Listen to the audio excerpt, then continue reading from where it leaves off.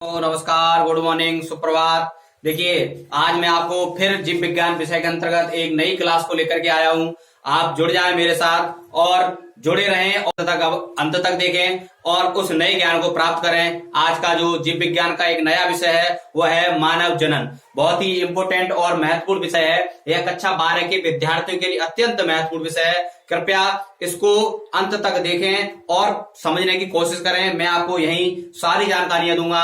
आप जुड़े रहें मेरे साथ और जो भी विषय मैं आप तक लेकर आ रहा हूं, जीव विज्ञान के अंतर्गत जो भी पॉइंट मैं आप तक पहुंचा रहा हूं, उन सभी पॉइंटों को ध्यानपूर्वक देखते रहें और नोट अवश्य करते रहें ताकि सारी जानकारी आपके पास बनी रहे। देखिए, आज का जो मुख्य विषय है वह है जीव विज्ञान के अंतर्गत कक्षा 12 के विद्यार्थियों के लिए अत्यंत महत्वपूर्ण विषय है, वह अध्याय 3। मैंने इससे पहले अध्याय 1 आपको बताया, अध्याय 2 मैंने आपको बताया पुष्पी पादपों के लैंगिक जनन के बारे में बताया, और मैंने अध्याय 1 में भी जो जनन होता है वह अलैंगिक और लैंगिक जनन आदि के बारे में विस्तृत रूप से आपको जानकारी दी। अध्याय 2 के बारे में बहुत ही अच्छी तरह से आपको समझाया। और आज मैं एक जीव विज्ञान के अंतर्गत नया विषय अध्याय 3 कक्षा 12 से संबंधित है, वह है मानव जनन यानी कि ह्यूमन रिप्रोडक्शन। यह क्या होता है, आज मैं इस विषय को लेकर के चलता हूं आपके सामने। यह नया विषय है कक्षा 12 का अध्याय 3 का जो विषय है, बहुत ही महत्वपूर्ण, कक्षा 12 के विद्यार्थियों के लिए अत्यंत महत्वपूर्ण विषय है। इस क्लास को आप अंत तक अवश्य देखें और तथा इस क्लास से जुड़ी हुई प्रत्येक पॉइंट को जो मैं आप तक पहुंचा रहा हूं, यानी प्रत्येक वीडियो जो आप तक पहुंच रही है उस वीडियो को अवश्य देखें ताकि यह सारी जानकारी आप तक पहुंचती रहे। आप जुड़े रहें लगातार मेरे साथ। यह तभी संभव होता है कि जब तक आप उससे जुड़े नहीं रहेंगे तब तक यह सारी जानकारी आप तक नहीं पहुंचेगी, और इस जानकारी को प्राप्त करने के लिए आपको मुझसे जुड़ना पड़ेगा। तो आज शुरू करते हैं आज की क्लास। स्वागत करता हूं आप सभी लोगों का अपनी वीडियो चैनल पर, और आपको बहुत बहुत धन्यवाद देता हूं कि आप मेरी वीडियो को अंत तक अवश्य देखेंगे। देखिए, आज का जो मुख्य विषय है, मैं इससे संबंधित बहुत सी आपको बहुत महत्वपूर्ण जानकारी प्रदान करूंगा। आप लगातार इस वीडियो को अंत तक जरूर देखें। देखिए, शुरू करते हैं आज की क्लास। आज की क्लास है मानव जनन। मानव में जो जनन होता है वो किस प्रकार से होता है और वो कौन से हैं भाग जो उसके अंतर्गत आते हैं।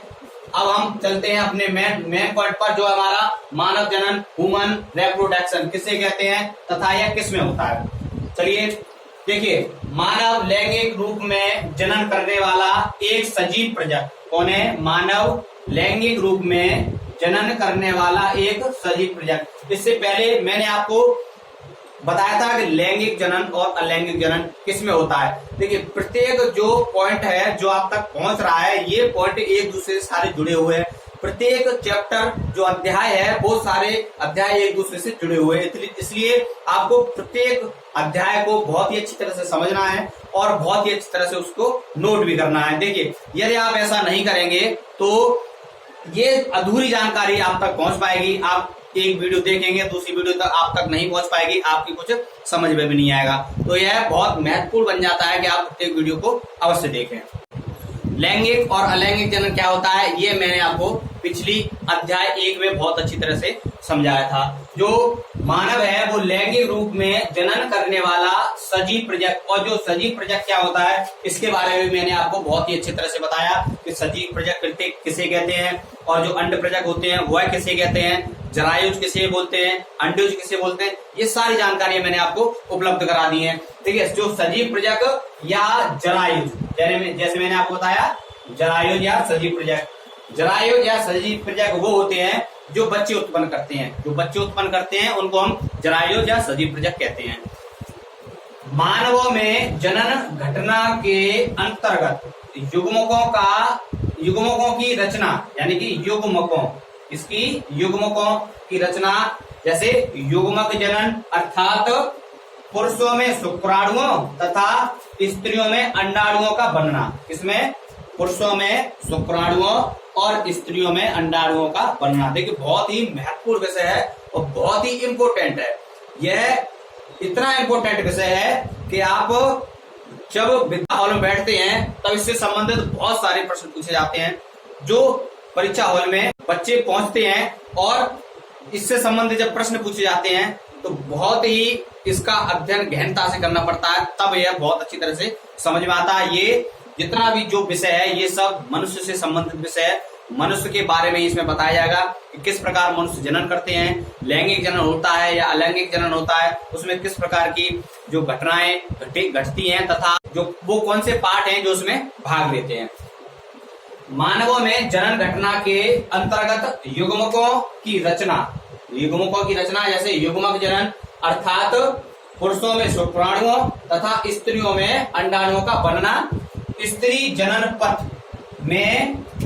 स्त्रियों में अंडाणुओं का बनना। यहां से देखिए, अब स्त्री जनन पथ में शुक्राणुओं का स्थानांतरण,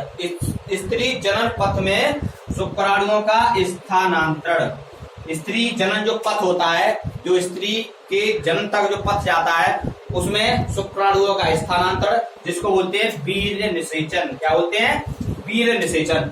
और पुरुष तथा स्त्री के युग्मकों का संलयन जैसे बोलते हैं फर्टिलाइजेशन या निषेचन, जिसके कारण युग्मनज का निर्माण होता है। किसका निर्माण होता है? युग्मनज या जायगोट। किसका निर्माण होता है? जायगोट। युग्मनज या जायगोट का निर्माण होता है। शामिल होती है, ये सारी घटनाएं इसमें शामिल होती हैं। ये सभी घटनाएं यौवन आरंभ के पश्चात संपन्न होती हैं। जो ये घटनाएं होती हैं, ये सभी घटनाएं यौवन आरंभ के पश्चात शुरू होती हैं। जैसे जब कोई बालिका या बालक अपने यौवन का आरंभ कर लेता है और यौवन आरंभ जब खत्म हो जाता है, जब वो पूरा एक वयस्क व्यक्ति बन जाता है, तब ये सारी घटनाएं संपन्न होती हैं। एक जो व्यक्ति होता है जिसकी उम्र 50 वर्ष हो, वह शुक्राणुओं का तो निर्माण करता है, यानी कि 50 वर्ष के व्यक्ति में, 50 वर्ष के व्यक्ति में शुक्राणुओं का निर्माण, 50 वर्ष के व्यक्ति में तो शुक्राणु का निर्माण होता है। लेकिन यदि स्त्री 50 वर्ष क्रॉस कर जाती है तो फिर उसमें अंडाणु का निर्माण नहीं होता। यानी कि 50 वर्ष का व्यक्ति तो शुक्राणु का निर्माण कर सकता है, लेकिन स्त्री अंडाणु का निर्माण नहीं कर सकती। यानी कहने का तात्पर्य यह है कि यह जो जनन प्रक्रिया है वह यौवना आरंभ के पश्चात तथा 50 वर्ष से पूर्व ही संभव हो सकती है। तो ये मानव जनन जो अत्यंत महत्वपूर्ण विषय है, इससे संबंधित यहाँ पर मैं चित्र के माध्यम से भी समझाऊंगा। अगला जो आपका पॉइंट है वह है पुरुष जनन तंत्र, यानी पुरुष जनन तंत्र की संरचना कैसी होती है, उसमें कौन कौन से भाग होते हैं, जो आप तक मैं इस वीडियो के माध्यम से और चित्र के माध्यम से बहुत ही आसानी से समझाने की कोशिश करूंगा। आप लगातार मुझसे जुड़े रहें और वीडियो को अंत तक अवश्य देखें। वीडियो को देखें तथा वीडियो को लाइक भी करें, ताकि मैं और मुझे ये एहसास हो जाए कि जिन बच्चों ने या जिन लोगों ने यह वीडियो देखी है, यह वीडियो उनकी समझ में अवश्य आई है और तभी यह क्लास आगे तक जा सकती है। तो जुड़े रहें मेरे साथ और देखें कि पुरुष जनन तंत्र क्या होता है, उसकी संरचना कैसी होती है और उससे संबंधित कितने भाग होते हैं, ये आपको मैं अभी इस वीडियो में बताऊंगा। यह है पुरुष जनन तंत्र। यह पुरुष जनन तंत्र, ये चित्र जो आपके सामने है, इस चित्र को बहुत ही सावधानी पूर्वक देखें। इस चित्र को अपनी नोटबुक पर अवश्य बनाएं और इससे संबंधित जितनी भी जानकारी है मैं आप तक अवश्य पहुंचाऊंगा। प्रत्येक पॉइंट को नोट करें। एक बार मैं आपको ये समझा देता हूं। देखिए, यह है मूत्रवाहिनी, इसे बोलते हैं शुक्राशय, इसे बोलते हैं मूत्राशय, यह है शुक्रवाहक और यह है पुरुष प्रोस्टेट, यह है मूत्र मार्ग, यह है शिश्नमुंड या अग्रछंद, यह है प्रसरण, यह है प्रसरण कोश, यह है कंद मूत्र पथ ग्रंथि, यह है गुदा, यह है मलाशय और यह है स्खलनीय वाहिनी। यह जो चित्र है उसे आप अच्छी तरह से बना लें और इससे संबंधित मैं आपको बहुत सी जानकारी दूंगा। जो भी इसमें मेन मुख्य जो पॉइंट है, इसको बना अवश्य लें, तभी आपको बहुत अच्छी तरह से समझ में आएगा। देखिए, पुरुष जनन तंत्र शरीर के श्रोणि क्षेत्र, किससे? पुरुष जनन तंत्र जो होता है वो शरीर के श्रोणि क्षेत्र में अवस्थित होता है। इसके अंतर्गत एक जोड़ा प्रसरण, तथा सहायक नलिकाओं के साथ साथ एक जोड़ी ग्रंथियां तथा बाह्य जननेंद्रिय शामिल होते हैं। इसमें जो होते हैं वो एक जोड़ा प्रसरण होते हैं तथा सहायक जो नलिकाएं होती हैं उनके साथ साथ एक जोड़ी ग्रंथियां तथा बाहरी जननेंद्रिय शामिल होते हैं। इस चित्र को बहुत ही अच्छी तरह से आप बना लें। इसके माध्यम से मैं जो मुख्य पॉइंट है मैं आप तक वह पहुंचाऊंगा। देखिए यह पुरुष जनन तंत्र अत्यंत महत्वपूर्ण है और इसे समझना अत्यंत ही महत्वपूर्ण है। इसको आप तभी समझ सकते हैं जब आप लगातार मुझसे जुड़े रहेंगे, मेरी वीडियो को अंत तक देखें। इसमें जो मेन मुख्य पॉइंट है मैं आपको वह भी बताता हूँ। इसमें कुछ मुख्य पॉइंट है वह देखते हैं। पहला है प्रसरण। क्या है? प्रसरण। प्रसरण क्या है उसको भी देख लेते हैं। देखिए प्रसरण है ये क्या है? ये प्रसरण और ये है प्रसरण कोश। ध्यान देना, बहुत ही महत्वपूर्ण पॉइंट है। एक जोड़ी अंडाकार प्रसरण शरीर से बाहर प्रसरण कोश में स्थित होते हैं। यानी एक जोड़ी अंडाकार जो प्रसरण होते हैं वो शरीर से बाहर प्रसरण कोश में स्थित होते हैं। देखिए एक पॉइंट में और आपको बता दूं, जो ये प्रसरण है वो किसमें पाए जाते हैं? मनुष्य में। किसमें पाए जाते हैं? मनुष्य में। और मनुष्य कैसा प्राणी है? मनुष्य एक लिंगी प्राणी है। कैसा प्राणी है? एक लिंगी। जो मनुष्य है, जो प्राणी है, जो पुरुष है, वो कैसा प्राणी है? पुरुष एक लिंगी प्राणी है। पुरुष एक लिंगी प्राणी है और यह जो प्रसरण है वो पुरुष में पाया जाता है, यानी पुरुष जनन तंत्र। ये जो प्रसरण है इनकी जो लंबाई होती है वो 4 से 5 सेंटीमीटर। जो प्रसरण है इनकी लंबाई कितनी होती है? लंबाई 4 से 5 सेंटीमीटर। इनकी लंबाई कितनी होती है? 4 से 5 सेंटीमीटर होती है। तथा इनकी जो चौड़ाई होती है, चौड़ाई वो 2 से 3 सेंटीमीटर होती है। इनकी चौड़ाई 2 से 3 सेंटीमीटर तथा लंबाई 4 से 5 सेंटीमीटर होती है। एक जोड़ी अंडाकार प्रसरण शरीर से बाहर प्रसरण कोश में स्थित होते हैं। किसमें होते हैं? प्रसरण कोश में। जो अंडाकार एक जोड़ी प्रसरण होते हैं वो शरीर से बाहर प्रसरण कोश में स्थित होते हैं। प्रसरण कोश उदर गुहा से प्रसरण नाल द्वारा जुड़े होते हैं। जो प्रसरण कोश होते हैं वो उदर गुहा से प्रसरण नाल के द्वारा जुड़े होते हैं। प्रसरण संयोजी ऊतक। प्रसरण जो है वो किसके? संयोजी ऊतक। प्रसरण जो है वो संयोजी ऊतक के आवरण से घिरे होते हैं। जो प्रसरण होते हैं वो संयोजी ऊतक के आवरण से घिरे होते हैं। प्रसरण में शुक्र जनन नलिका। प्रसरण में क्या होता है? शुक्र जनन नलिका संयोजी ऊतक में स्थित होती है। जो प्रसरण होते हैं उनमें शुक्र जनन नलिका संयोजी ऊतक में स्थित होती है। इनमें शुक्र जनन द्वारा शुक्राणुओं का निर्माण होता है। किसमें? प्रसरण में शुक्र जनन द्वारा शुक्राणुओं का निर्माण होता है। यह जो मुख्य पॉइंट है बहुत ही अच्छी तरह से समझा। जैसे प्रसरण एक जोड़ी अंडाकार प्रसरण शरीर से बाहर प्रसरण कोश में स्थित होते हैं। इनकी लंबाई 4 से 5 सेंटीमीटर तथा चौड़ाई 2 से 3 सेंटीमीटर होती है। प्रसरण कोश उदर गुहा से प्रसरण नाल द्वारा जुड़े होते हैं। प्रसरण संयोजी ऊतक के आवरण से घिरे होते हैं तथा प्रसरण में शुक्र जनन नलिका संयोजी ऊतक में स्थित होती है। इनमें शुक्र जनन जो द्वारा शुक्राणुओं का निर्माण होता है। शुक्राणु का निर्माण प्रसरण कोश में होता है।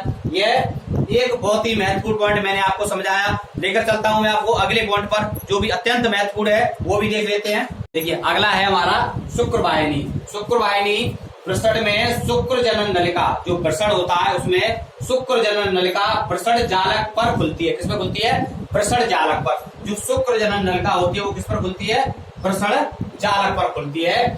प्रसरण जालक से अपवाहक शुक्र वाहिनी मूत्र वाहिनी के साथ फंदा बनाकर जो शुक्र वाहिनी होती है, जो शुक्र वाहिनी होती है वो मूत्र वाहिनी के साथ फंदा बनाकर शुक्र वाहिनी जो मूत्र वाहिनी के साथ फंदा बनाकर मूत्र मार्ग, यानी जो मूत्र मार्ग होता है, ये जो मूत्र मार्ग होता है, मूत्र मार्ग के अधर तल पर शुक्राशय में खुलती है। यानी मूत्र मार्ग के अधर तल पर किसमें खुलती है? शुक्राशय में। जो शुक्राशय होता है, यह जो मूत्र मार्ग है वो है अधर तल पर शुक्राशय में जाकर के खुलती है। किसमें? जो शुक्राशय होता है हमारा, यह उसमें जाकर के खुलती है। जो शुक्र वाहिनी होती है प्रसरण में शुक्र जनन नलिकाएं प्रसरण जालक पर खुलती हैं। प्रसरण जालक से अपवाहक शुक्र वाहिनी मूत्र वाहिनी के साथ फंदा बनाकर मूत्र मार्ग के अधर तल पर शुक्राशय में खुलती है। मूत्र मार्ग के अधर तल पर शुक्राशय में खुलती है।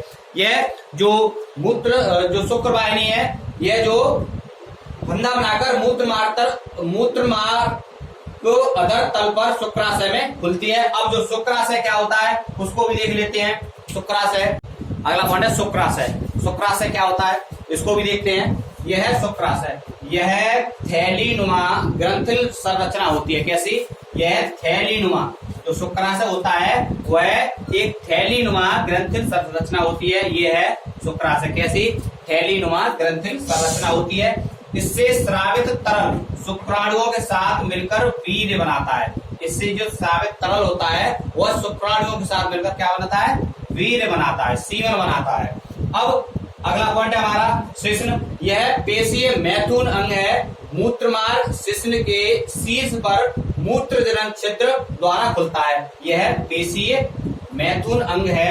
मूत्रमार्ग शिश्न के शीर्ष पर मूत्रजनन छिद्र द्वारा खुलता है। यह तो था आपका जो मैंने बहुत ही महत्वपूर्ण, इसमें जो महत्वपूर्ण थे तुम्हारा, एक था आपका शुक्राशय, मूत्राशय और शुक्रवाहक, ये और मूत्रमार्ग, वृषण एवं वृषकोश, और ये गुदा मैंने आपको पिछली वीडियो में समझाया था। जो गुदा होता है, मलाशय होता है, वो है यानी कि निष्कासन करता है, यानी कि जो हमारे अपशिष्ट पदार्थ हमारे शरीर के अंदर होते हैं, जो हम भोजन करते हैं, वो गुदा के माध्यम से सभी से बाहर निकाल दिए जाते हैं। मलाशय जिसमें वो है एकत्रित रहता है, जो अपशिष्ट होता है वो मलाशय में एकत्रित होता है तथा गुदा के द्वारा वह शरीर से बाहर निकाल दिया जाता है। मैंने आपको जो पॉइंट थे वह समझाया। अब मैं आपको बताता हूँ सहायक जनन ग्रंथियां क्या होती हैं। जो सहायक जनन ग्रंथियां होती हैं उससे संबंधित आपको जानकारी दूंगा, कृपया जुड़े रहें। 2-3 पॉइंट उससे भी है, मैं उसको भी अभी तक क्लियर कर देता हूँ।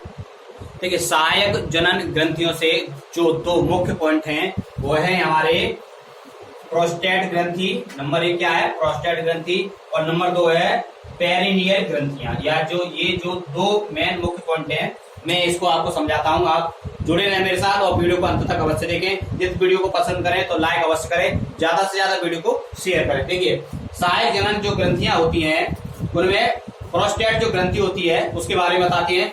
अनेक पिंडों से बनी यह ग्रंथि मूत्र मार्ग के अधर तल पर स्थित होती है। जो प्रोस्टेट जो ग्रंथि होती है, जो हमारी जो प्रोस्टेट ग्रंथि होती है वह क्या है? अनेक पिंडों से बनी यह ग्रंथि मूत्र मार्ग के अधर तल पर स्थित होती है। कहाँ स्थित होती है? मूत्र मार्ग के अधर तल पर स्थित होती है। जो हमारा मूत्र मार्ग होता है यह अनेक पिंडों से बनी ग्रंथि होती है, जो मूत्र मार्ग के अधर तल पर स्थित होती है। ग्रंथि से स्रावित तरल शुक्राणुओं तथा शुक्राशय स्राव के साथ, यानी कि इस ग्रंथि से स्रावित जो तरल होता है वो शुक्राणुओं तथा शुक्राशय स्राव के साथ मिलकर वीर्य का निर्माण करता है या वीर्य बनाता है। जैसे शुक्राशय और शुक्राणुओं के साथ जो स्रावित तरल पदार्थ होता है उसके साथ मिलकर वीर्य बनाता है। ये तो थी तुम्हारी प्रोस्टेट ग्रंथि, जो पुरुष ग्रंथि जिसे बोलते हैं। अगला है हमारा पेरिनियल ग्रंथियां। ये क्या होती है इनको भी देख लेते हैं। इनसे विशिष्ट गंधवत तरल स्रावित होता है, यानी कि इनसे एक विशेष प्रकार का गंधवत तरल स्राव होता है, एक विशेष प्रकार की गंध निकलती है, जिससे इसके फलस्वरूप जंतुओं में लैंगिक आकर्षण क्या होता है, यानी कि पेरिनियल जो ग्रंथि होती है इसमें एक विशेष प्रकार का तरल स्रावित होता है, जिसमें एक विशेष गंध निकलती है, जिससे इसके फलस्वरूप जंतुओं में लैंगिक आकर्षण पैदा होता है। क्या पैदा होता है? लैंगिक आकर्षण। मैंने आपको बताया कि जो पुरुष होता है वो एक लिंगी प्राणी होता है, और जो पेरिनियल जो ग्रंथियां होती हैं उसमें एक विशेष प्रकार की गंध युक्त तरल पदार्थ निकलता है, जिससे जंतुओं में एक लैंगिक आकर्षण होता है। देखिए, आज मैंने आपको बहुत ही महत्वपूर्ण कक्षा 12 के अंतर्गत अध्याय 3 मानव जनन के अंतर्गत पुरुष जनन तंत्र का सचित्र वर्णन करके बताया।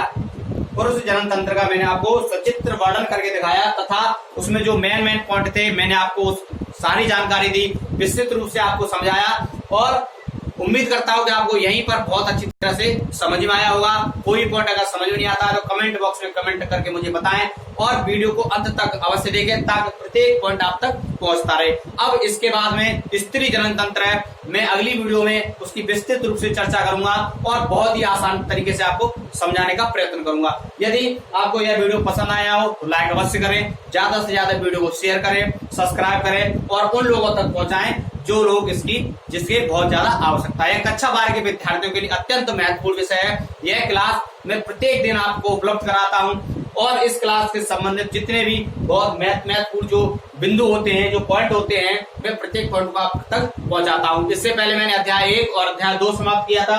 आज से अध्याय 3 कक्षा 12 का जीव विज्ञान का तंत्र चल रहा है, आज से शुरू हुआ है। आज मैंने आपको पुरुष जनन तंत्र के बारे में बताया। अगली वीडियो में मैं महिला यानी कि मादा जनन तंत्र के विषय में बहुत ही विस्तृत रूप से जानकारी दूंगा। तो वीडियो को अंत तक देने के लिए बहुत बहुत धन्यवाद। आप मुझसे जुड़े रहें और वीडियो को लाइक अवश्य करें।